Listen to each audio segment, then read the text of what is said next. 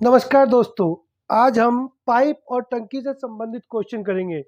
आइए बात करते हैं अपने पहले क्वेश्चन की। दो नल एक हौज को क्रमशः 3 तथा 4 घंटे में भर सकते हैं तथा एक निकास नल उसे 2 घंटे में खाली कर सकता है।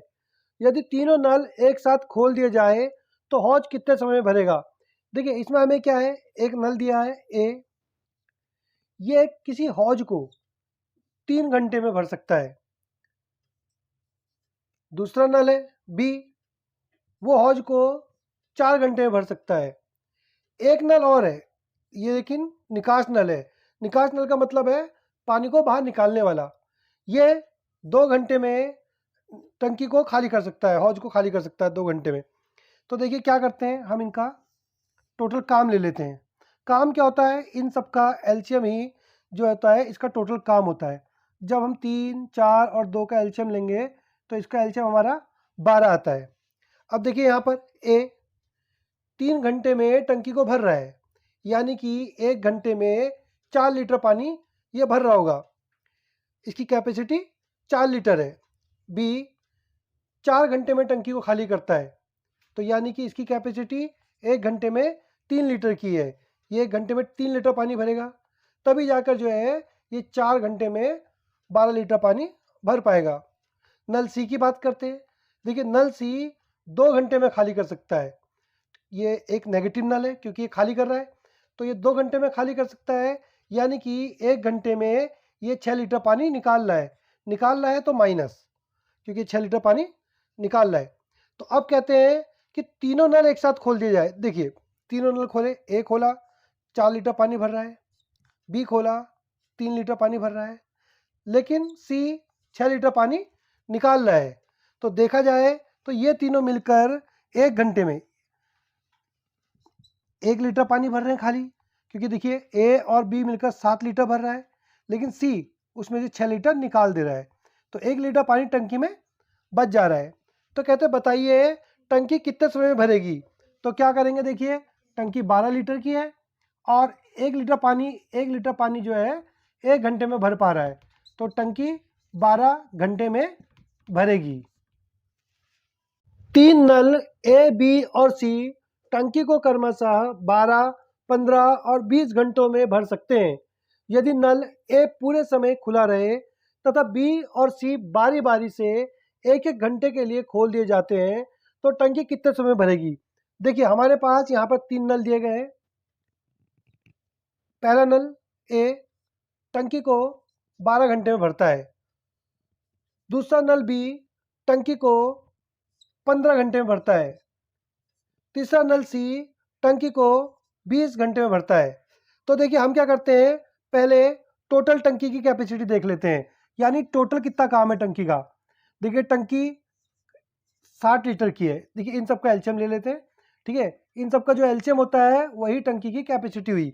तो देखिए पहला नल ए टंकी को 12 घंटे में भर रहा है, यानी कि 1 घंटे में 5 लीटर पानी भर रहा होगा, यानी कि उसकी कैपेसिटी 1 घंटे में 5 की होगी, 5 लीटर की। बी नल 15 घंटे लेता है और टोटल टंकी 60 लीटर की है, तो नल बी 1 घंटे में 4 लीटर पानी भर रहा है, इसकी कैपेसिटी 4 की हुई।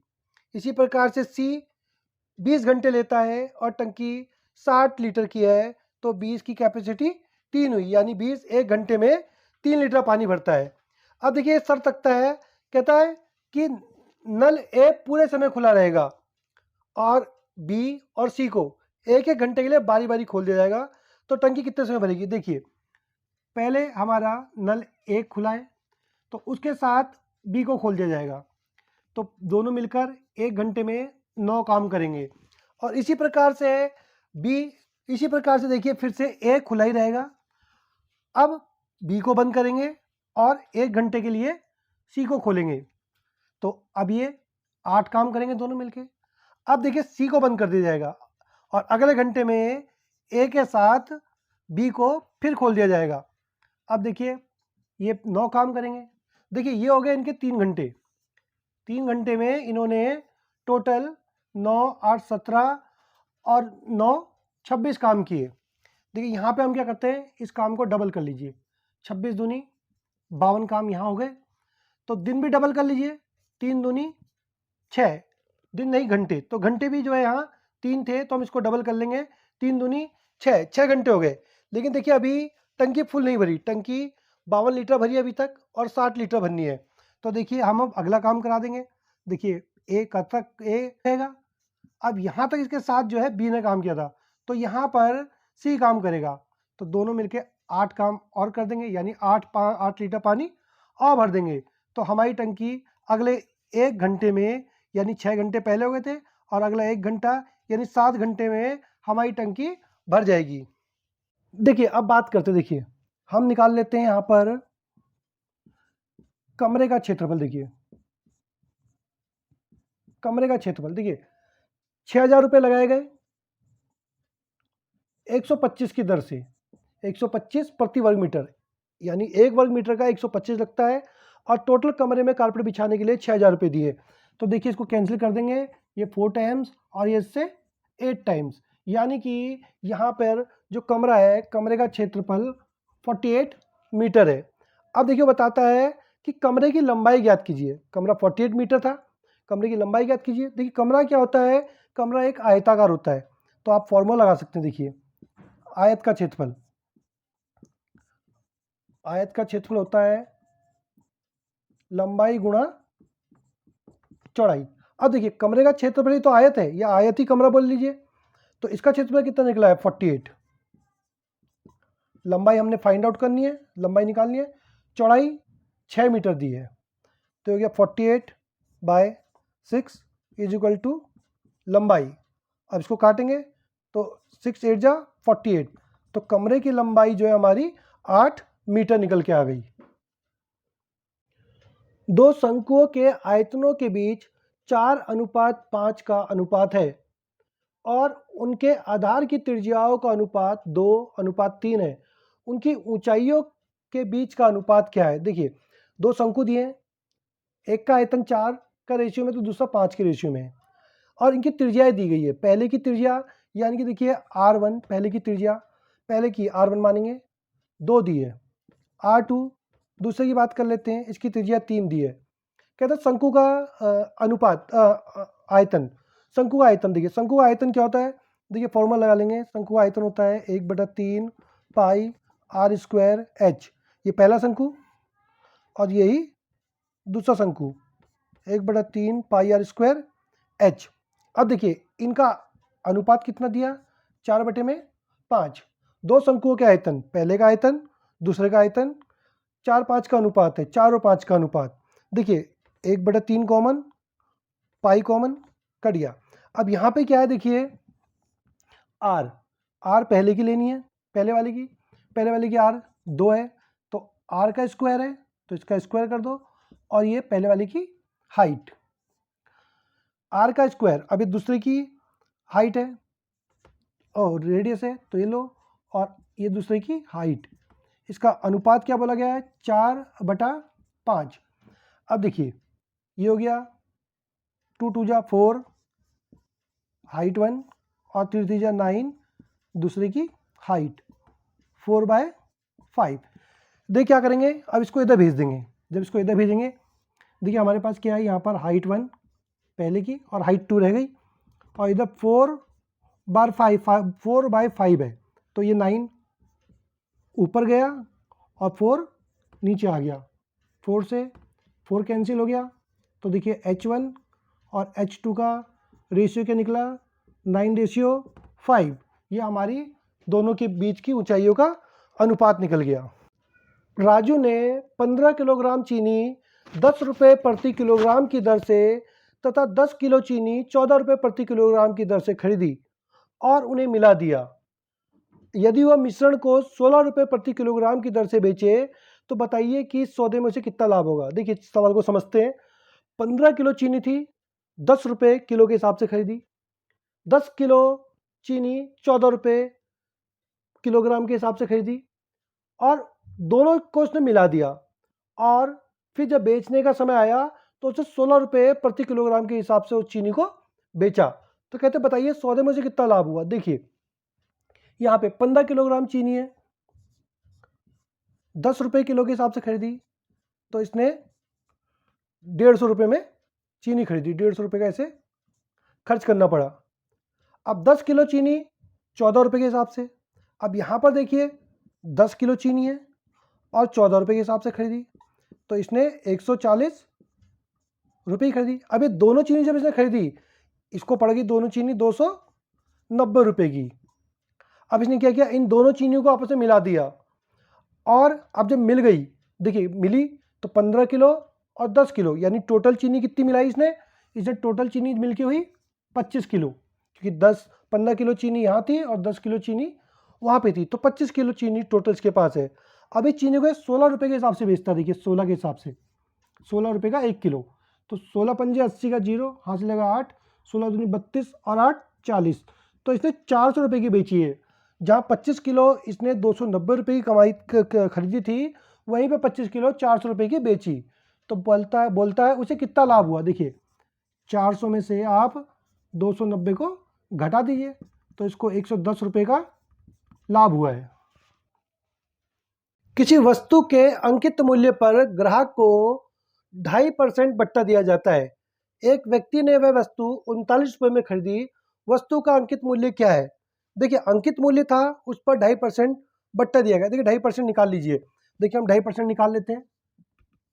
2.5% निकालने के लिए ये लिखेंगे, पॉइंट हटाने के लिए नीचे 0 बढ़ा दीजिए। देखिए कैंसिल कीजिए, 25 से कम 25, 25 चौक 100 और 0। देखिए मैंने क्या बताया था, ये आपका एमपी होगा, ये आपका डिस्काउंट होगा।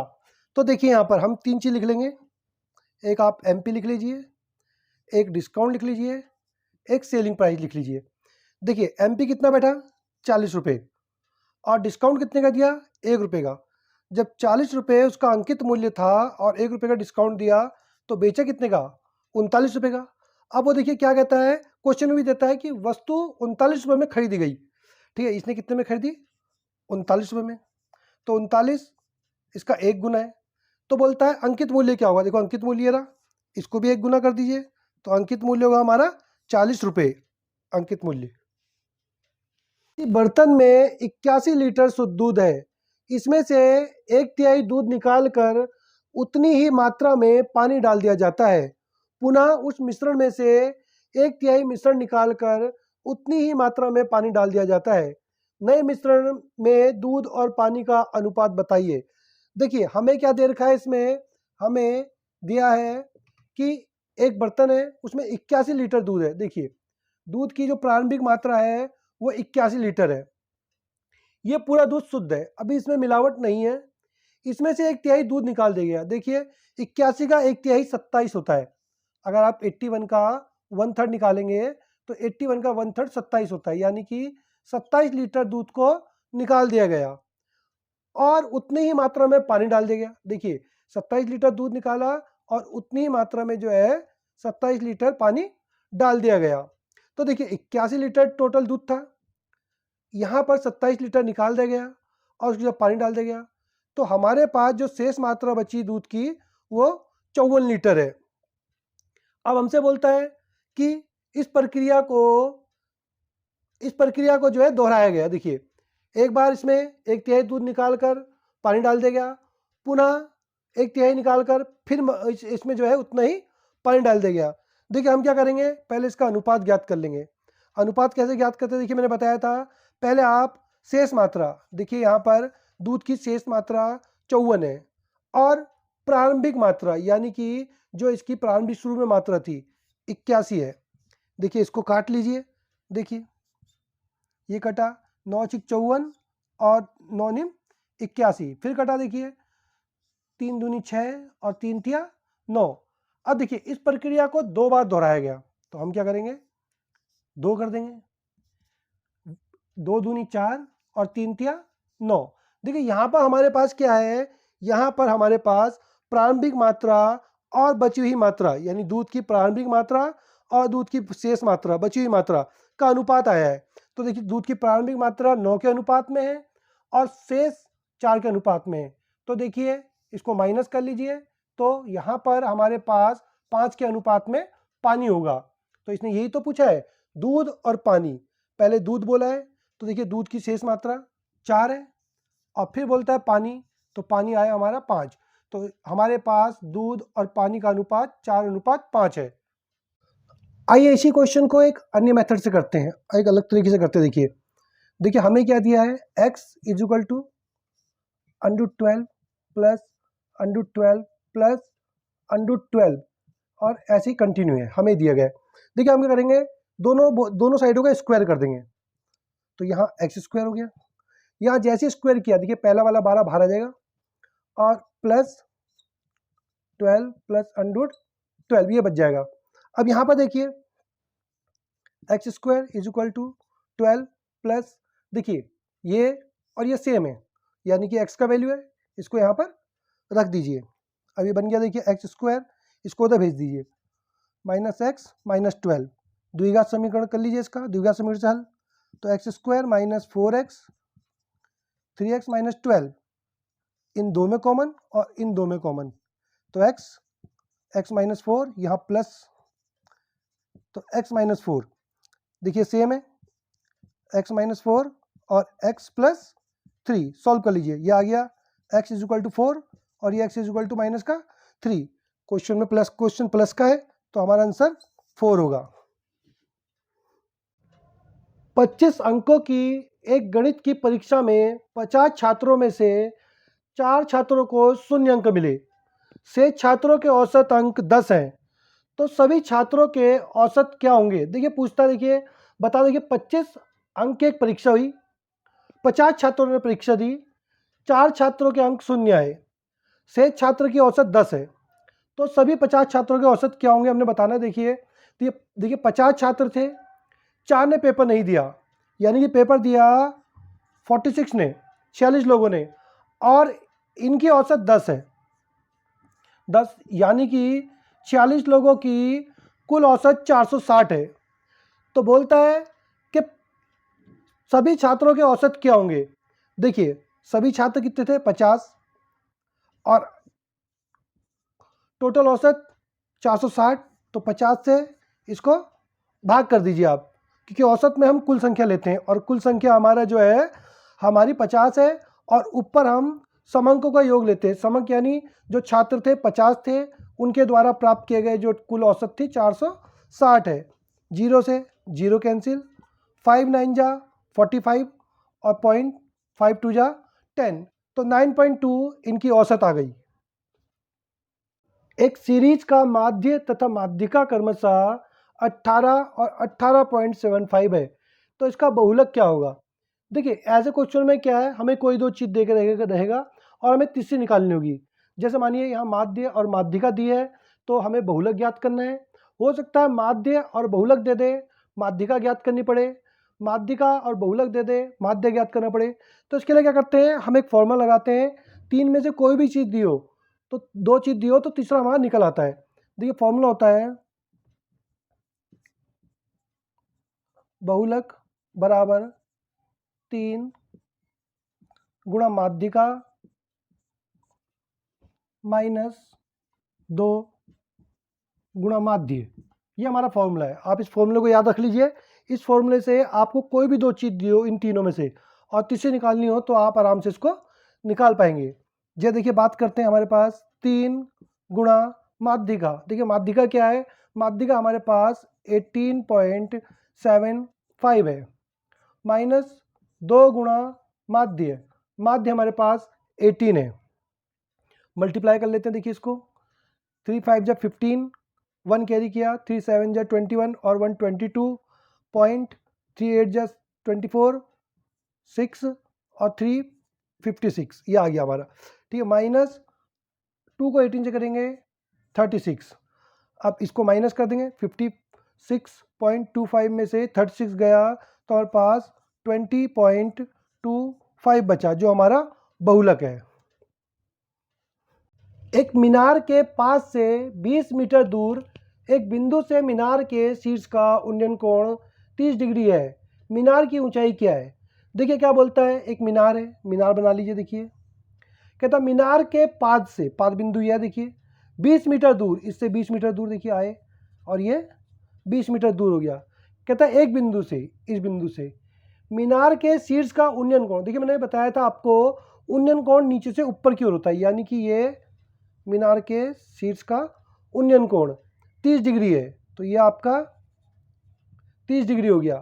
तो कहता है मीनार की ऊंचाई ज्ञात कीजिए। देखिए मीनार तो ये थी, नाम दे दीजिए ABC। देखिए मैंने कहा था आपको ये चीज़ याद रखनी है, इसके बिना जो है आप क्वेश्चन नहीं निकाल पाएंगे। देखिए फाइंड आउट करना है AB, यानी कि हमें परपेंडिकुलर जो है फाइंड आउट करना है और बेस हमें दिया है, तो लिख लेंगे। देखिए AB अपॉन में BC। देखिए लंब बटे में आधार, लंब बटे में आधार, ये बन गया 10 30। अब देखिए AB कितना है, AB हमें नहीं पता, तो H माना है, BC हमारा 20 है, 10 30 का वैल्यू 1/√3, क्रॉस कर दीजिए, H √3 इज इक्वल टू 20, √3 को नीचे भेज दीजिए, H is equal to 20 upon में √3। हाँ, ये हमने AB माना था, AB क्या था, मीनार, तो मीनार की ऊंचाई आ गई 20/√3। दो साझेदार A और B एक साझेदारी व्यवसाय में क्रमशः ₹50,000 और ₹40,000 की पूंजी लगाकर आरंभ करते हैं। वर्ष के अंत में उनका लाभ का अनुपात क्या होगा। देखिए इस तरह के सवालों को कैसे करते हैं। देखिए दो साझेदार हैं, एक A है और दूसरा B है। अब क्या पूछता है कि इनके लाभ का अनुपात क्या होगा। अनुपात की बात करता है तो हम भी अनुपात का साइन मार देंगे। देखिए A ने 50,000 रुपये लगाए,